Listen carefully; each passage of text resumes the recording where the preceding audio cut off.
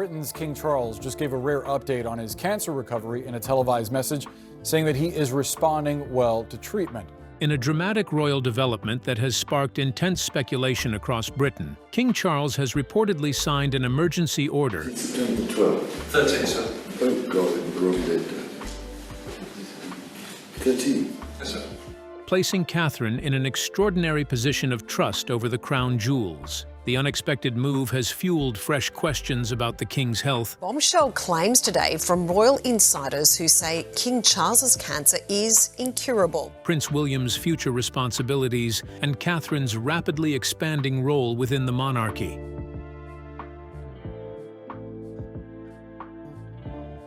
But is this unprecedented decision simply a practical step during uncertain times, or does it reveal a much bigger royal plan that Buckingham Palace has chosen not to fully explain? So, what do you think? Can Catherine really shoulder such a huge responsibility, or is it too heavy for her? Let us know your thoughts in the comments below. To help us create more videos and uncover the latest royal drama, please subscribe. The Midnight Collapse. What was expected to be another routine royal engagement reportedly became one of the most extraordinary and defining moments of King Charles's reign. Guests had gathered inside Buckingham Palace, anticipating an evening of formal speeches, diplomatic conversations, and carefully observed royal tradition.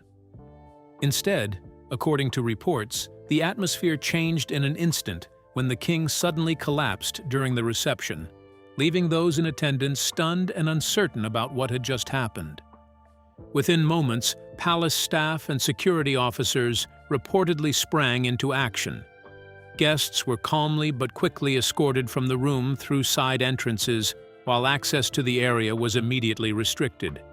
Medical professionals were said to have entered the palace through private entrances rarely seen by the public, adding to the growing sense that the situation was far more serious than anyone outside the room could understand.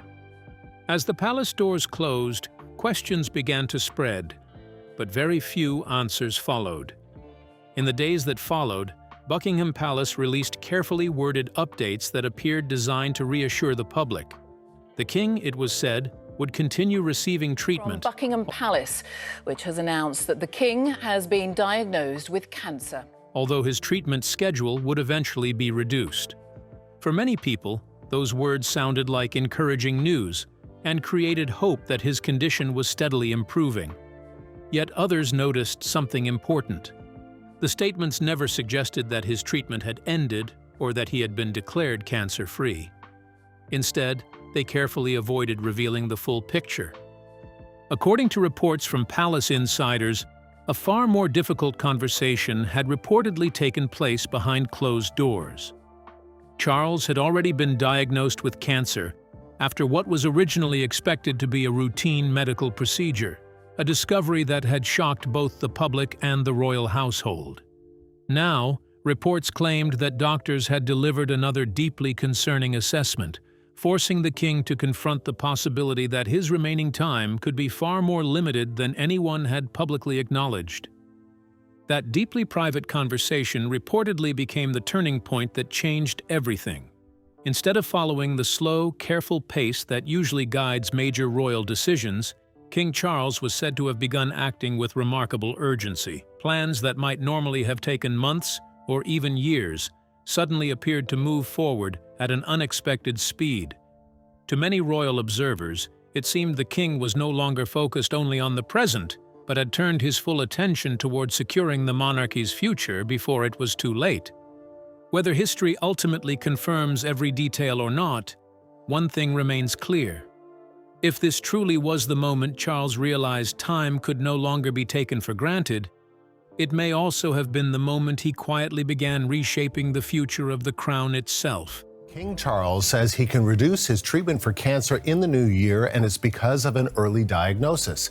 The king spoke about his experience with cancer in a message that just aired on British TV earlier this hour. King Charles's sudden collapse left everyone deeply concerned as medical experts rushed to attend to him. But what decision would the king make after such an unexpected incident? Would he establish a committee to carefully consider his next move, or would the urgency of the moment force him to act immediately? Let's uncover the astonishing details. the secret midnight order. According to reports from that remarkable night, King Charles made a decision that stunned even the most experienced royal watchers. Instead of waiting until morning, he reportedly summoned senior legal advisors to Buckingham Palace for an extraordinary late-night meeting, setting aside the slow and carefully planned process that usually surrounds major royal decisions. Such urgency was highly unusual within the monarchy. If those reports are accurate, they suggest Charles believed the matter was so important and time-sensitive that delaying it until the next day simply was not an option. Instead of allowing weeks or even months for private discussions, legal reviews, and quiet consultations behind palace walls, Charles reportedly instructed officials to prepare an emergency document immediately. Such important constitutional and ceremonial matters are traditionally handled with great patience, giving advisors plenty of time to consider every possible consequence. This time, however, reports suggest that the usual timetable was set aside in favor of urgent action, leaving many to wonder what had created such an overwhelming sense of urgency. By the time the reported late-night meeting came to an end, one extraordinary decision had reportedly changed everything. Catherine, Princess of Wales, was said to have been given sole guardianship of the British crown jewels, one of the monarchy's most sacred and meaningful responsibilities.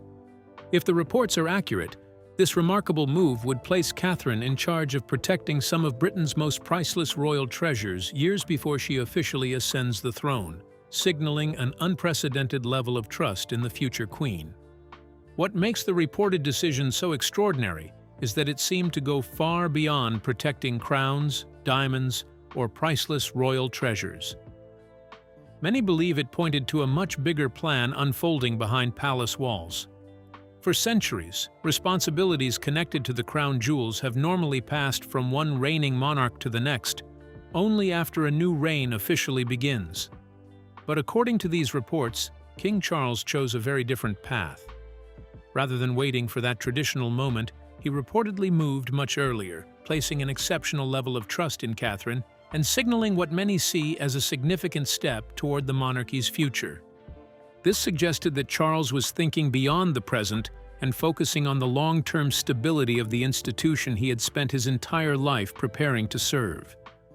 Rather than leaving the future to unfold on its own, he appeared determined to secure it while he still had the opportunity.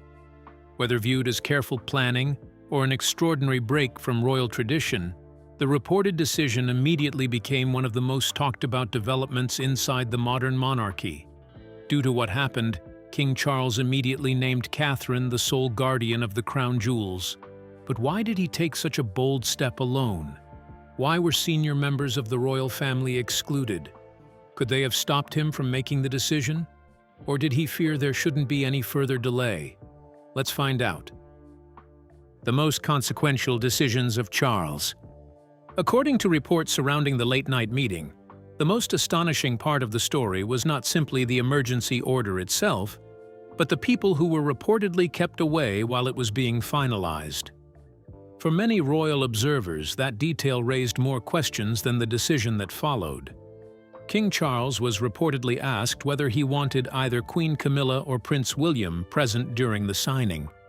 He allegedly declined, choosing to complete the process without either of the two people many would have expected to stand beside him. That decision immediately fueled speculation about what may have been happening behind palace walls. Why would a king, facing such an important moment, deliberately exclude both his wife and his heir? Some believed it reflected the deeply personal nature of the decision. Others wondered whether Charles simply wanted to avoid distractions or disagreements while carrying out what he believed had to be done without delay. Whatever the reason, the reported choice added another layer of mystery to an already extraordinary night. As the reigning monarch, King Charles held broad constitutional powers that gave him the legal authority to make certain royal decisions on his own. Through the royal prerogative, he could act without first seeking approval from Parliament or obtaining the consent of other members of the royal family. In other words, when it came to important ceremonial matters connected to the monarchy, the king was fully empowered to make his own decision, allowing him to act quickly if he believed the situation demanded it. Yet the legal side of the decision was only part of what captured everyone's attention. What truly sparked curiosity was the reported speed of the process and the remarkable secrecy surrounding it. Decisions involving the monarchy's most treasured traditions are normally handled through lengthy discussions, careful planning, and quiet consultations that can take months.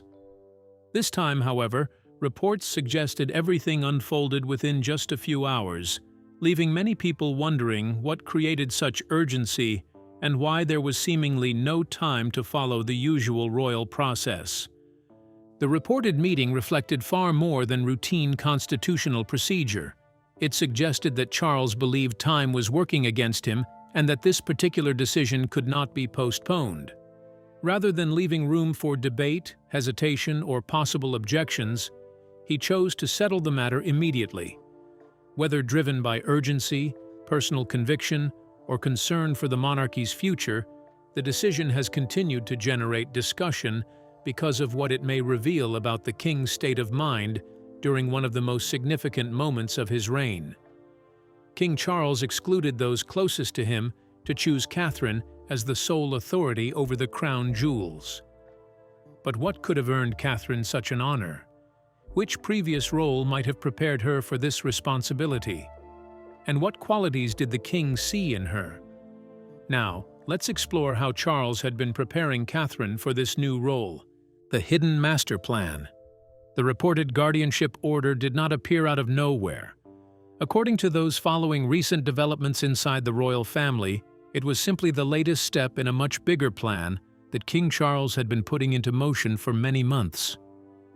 Looking back, several important decisions now seem to fit together like pieces of a puzzle, suggesting that Catherine had been quietly prepared for a much larger role long before anyone realized where those decisions were leading.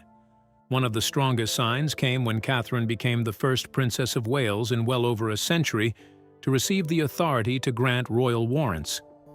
While this may have sounded like a routine royal announcement, it was actually a major constitutional milestone. Royal warrants are among the monarchy's highest endorsements, allowing selected businesses to display official royal approval. By giving Catherine that authority, Charles reportedly showed an extraordinary level of confidence in her judgment and publicly positioned her alongside the monarchy's most senior decision-makers. At the same time, Prince William's role within the royal family continued to expand in ways that many royal watchers found impossible to ignore.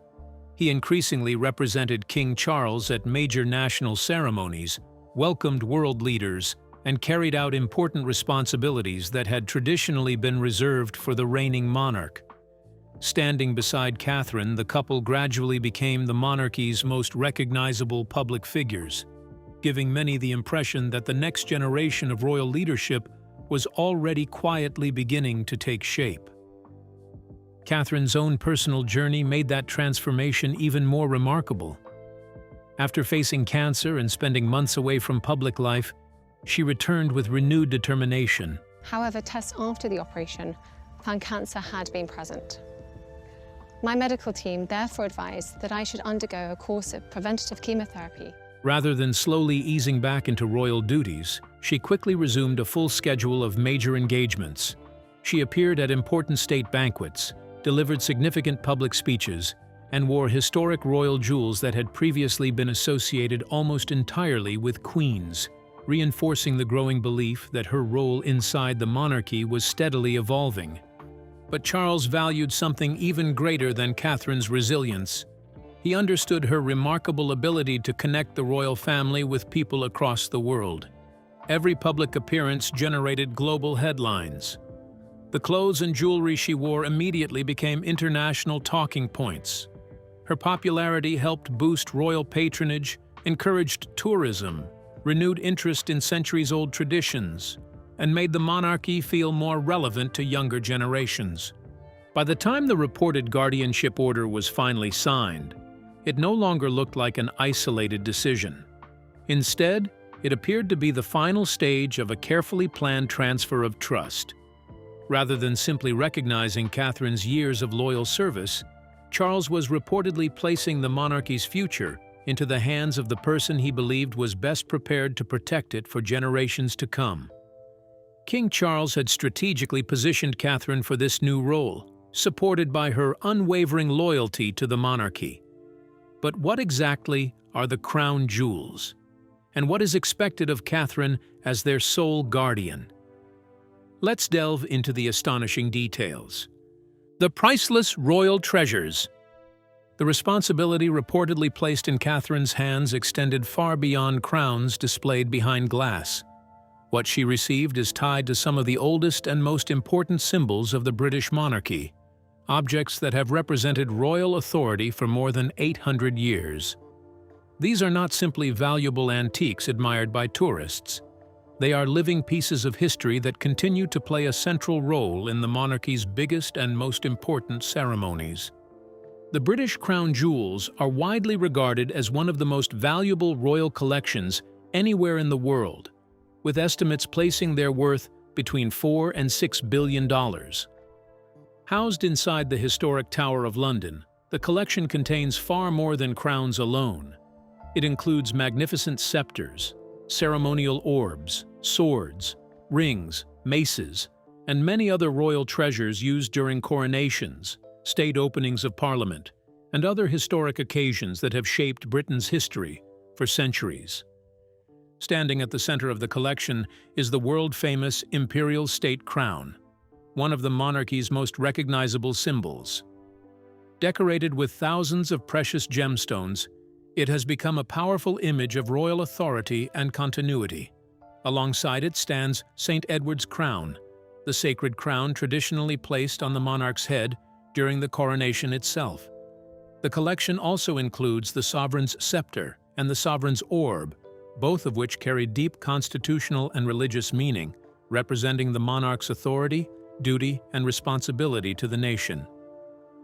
According to the reports surrounding this story, Catherine's reported role was never about managing the Tower of London or personally overseeing the security of the priceless crown jewels. Those responsibilities remain with the trusted experts who have safeguarded them for generations. Instead, she was reportedly entrusted with something far more meaningful, a symbolic responsibility that carries enormous historical importance and reflects a remarkable level of royal trust. Her reported guardianship goes far beyond simply looking after priceless royal treasures. It represents a unique responsibility tied to the authority, history, and future of the monarchy itself. From overseeing how these historic symbols continue to represent the crown to their use during major state ceremonies, the role helps preserve centuries of royal tradition, while ensuring these iconic treasures continue connecting one generation of monarchs to the next. At a time when the royal family is facing growing uncertainty about the future, that responsibility carries enormous weight. Charles was not simply placing priceless objects into Catherine's care. He was placing centuries of royal tradition, continuity, and national symbolism into the hands of the woman he believed could help guide the monarchy through its next historic chapter.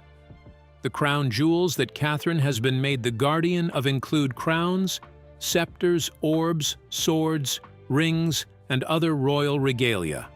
But what history lies behind these priceless treasures? And what does Catherine becoming their guardian mean for her and the monarchy? Let's uncover the historic details. The dark legacy of the crown jewels. Behind the breathtaking sparkle of the British crown jewels lies a story far darker than most people ever imagine.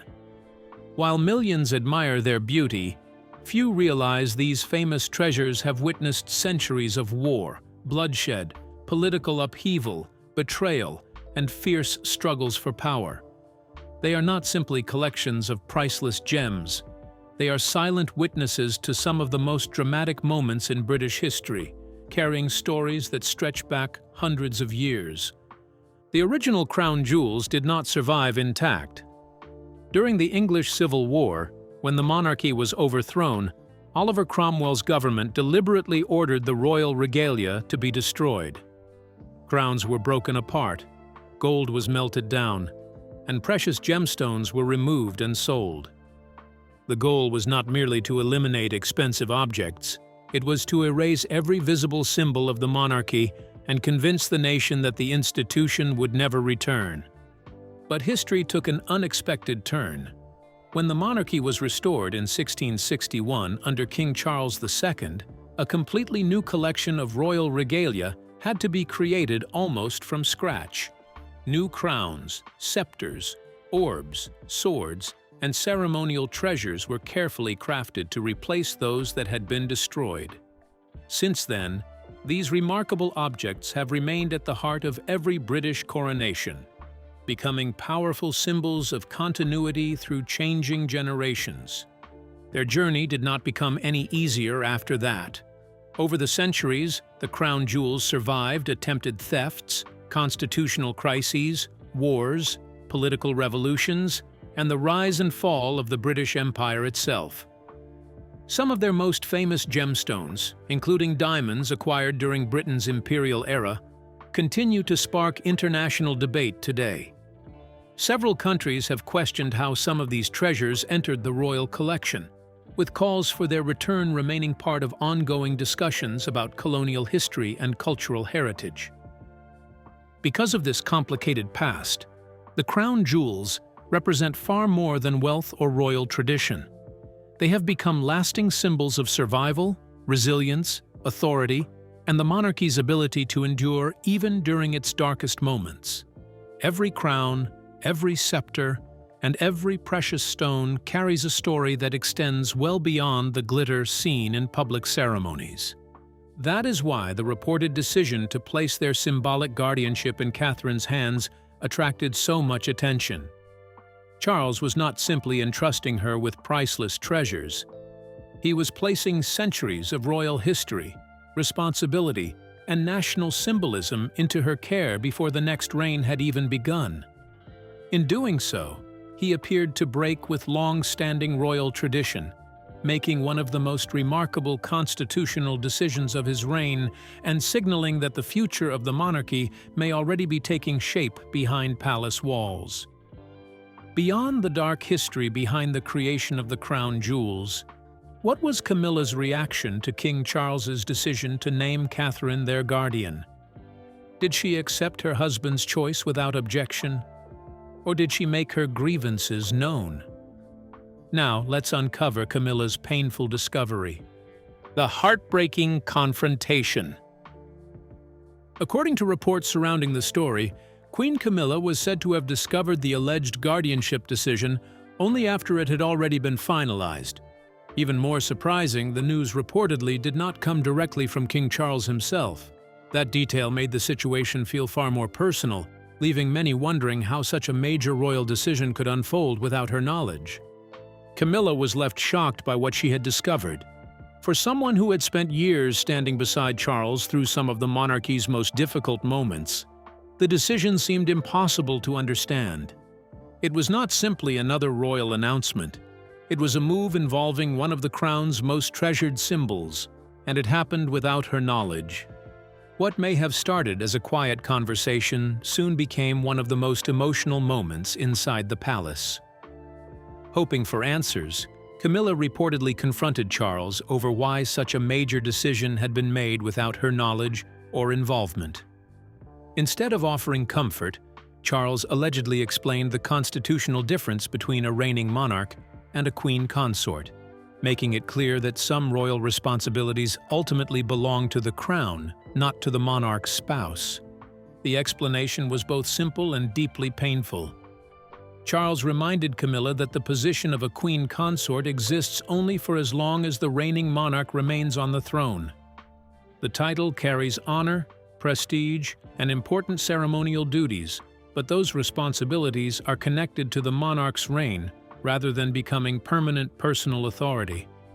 When that reign eventually ends, the institution naturally shifts its focus to the next king and queen.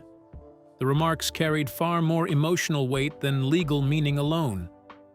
Rather than hearing a discussion about constitutional procedure, Camilla may have felt she was being reminded that her role, no matter how respected, was always temporary. For someone who had worked for years to earn public acceptance and establish her place within the royal family, such words would have been difficult to hear. That conversation marked a turning point.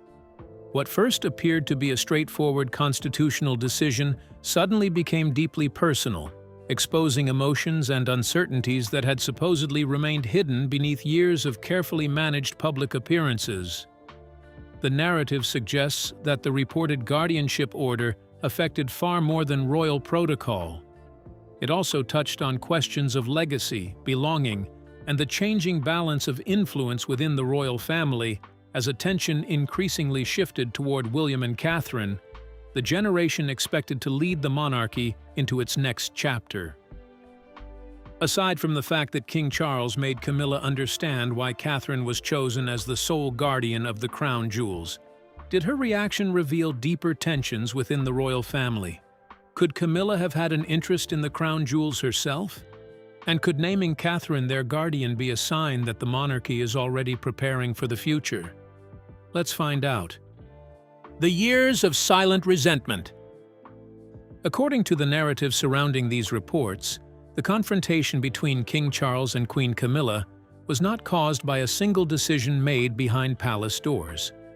Instead, it was as a result of years of quiet emotions, private disappointments, and gradual changes that had slowly built up beneath the surface. While the royal family continued presenting a united front in public, some royal commentators and reports have suggested that not every transition behind the scenes was as smooth as it appeared. The reported guardianship order simply became the moment when everything that had been quietly building for years finally reached a breaking point. Throughout her time as queen, Camilla reportedly watched Catherine's role continue to grow with remarkable speed. Historic royal jewels that had remained hidden for years began appearing on the Princess of Wales during important state banquets and official ceremonies. Each appearance attracted enormous international attention, with newspapers, television networks, and royal experts focusing heavily on Catherine's elegance and growing importance within the monarchy. At the same time, comparisons with the late Princess Diana never completely disappeared. Although Camilla gradually earned greater public acceptance over the years, Diana's memory continued to cast a long shadow across every major royal story. Any discussion involving the Princess of Wales often reopened conversations about the past, making it difficult for Camilla to fully escape comparisons that had followed her for decades. Meanwhile, Catherine's influence continued expanding far beyond ceremonial appearances. She became one of the royal family's most admired figures, with her popularity helping strengthen royal charities, attract worldwide media attention, and connect younger generations with an institution often viewed as traditional and distant. Every successful engagement seemed to reinforce the growing belief that the future of the monarchy rested increasingly in the hands of William and Catherine. Each development could easily be explained as part of the monarchy's natural transition from one generation to the next. But according to the reports surrounding this story, when viewed together, they may have created a growing feeling that the spotlight was steadily moving away from the present and toward the future. The reported decisions surrounding the crown jewels became far more than a constitutional matter.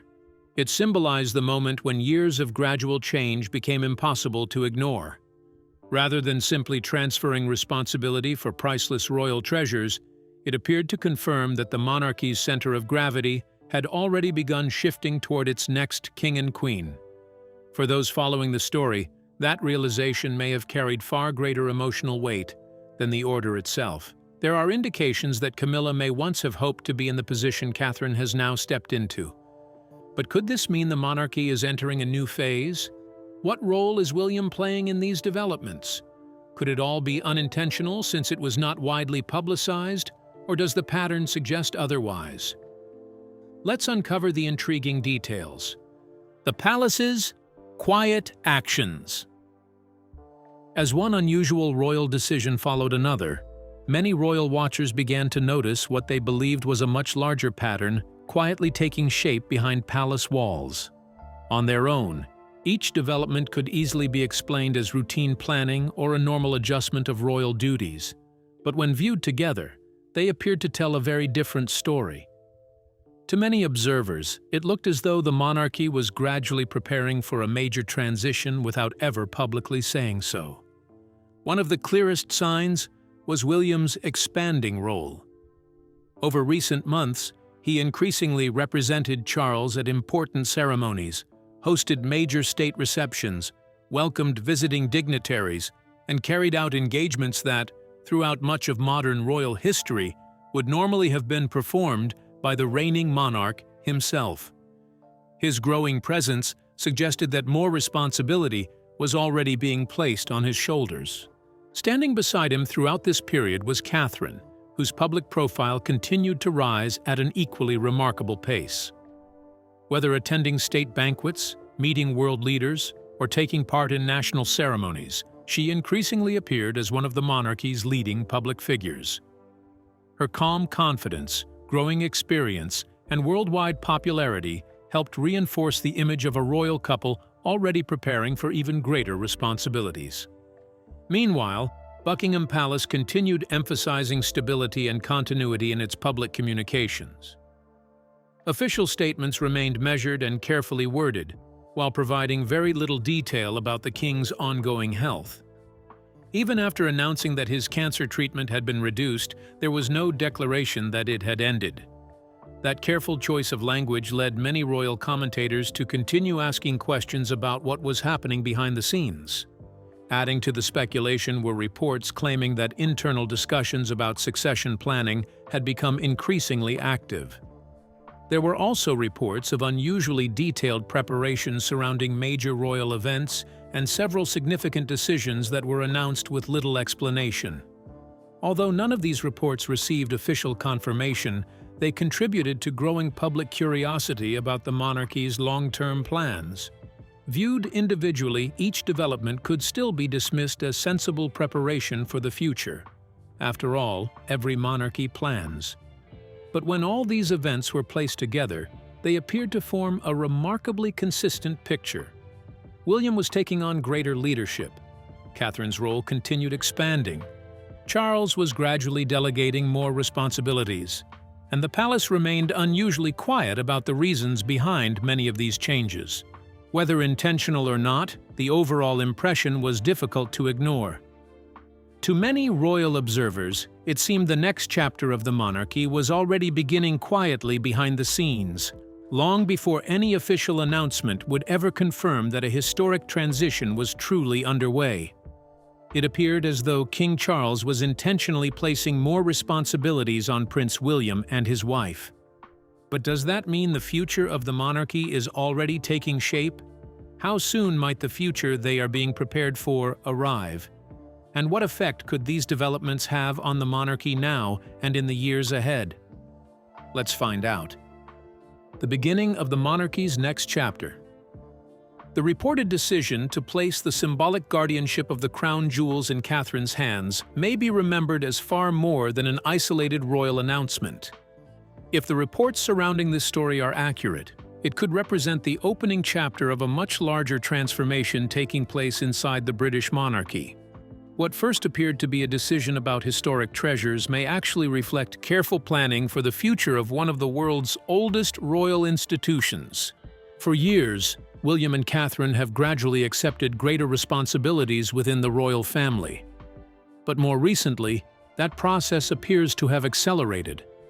William has taken on an increasing number of high-profile engagements, represented the king at important ceremonies, and carried out duties that once belonged almost entirely to the reigning sovereign. Alongside him, Catherine has become one of the monarchy's most admired and recognizable figures, earning widespread respect through her calm leadership, resilience, and steady commitment to public service. Together, William and Catherine increasingly appear to embody the future of the British monarchy. But many important questions still remain. How soon will they fully step into those historic roles? Will the transition unfold slowly over the years, or could unexpected circumstances speed everything up? For now, no one knows for certain. Only time will reveal how the monarchy's next remarkable chapter will truly unfold. The reported guardianship order suggests that King Charles was thinking well beyond the immediate present. His decisions were not simply about protecting priceless crowns, scepters, and historic jewels. They appeared to be part of a broader effort to preserve the stability and continuity of the monarchy itself. Throughout history, the British Crown has survived civil wars, revolutions, political crises, abdications, world wars, and periods of intense public scrutiny. One reason it has endured for so long is its ability to prepare each new generation of leadership before the moment of transition finally arrives. What makes the reported decision so captivating is that it appears to go far beyond a simple royal tradition. Instead of waiting for the usual transfer of responsibility after his reign, King Charles seemed determined to prepare the monarchy's future while he was still firmly on the throne. To many royal watchers, this looked like one of the strongest signs yet that succession planning was no longer just a possibility, but something already taking shape behind palace walls. Years from now, historians may look back on this reported guardianship in one of two ways. It may be remembered as a symbolic administrative decision that attracted temporary attention, or it may be recognized as the quiet moment when Britain's next royal era truly began. The answer will depend entirely on what unfolds in the months and years ahead, and whether this remarkable chapter becomes a brief footnote or the turning point that reshapes the future of the monarchy forever. So, what do you think about King Charles's decision? Would it benefit the monarchy or cause more cracks? We would love to hear your thoughts in the comments below. Don't forget to like and subscribe.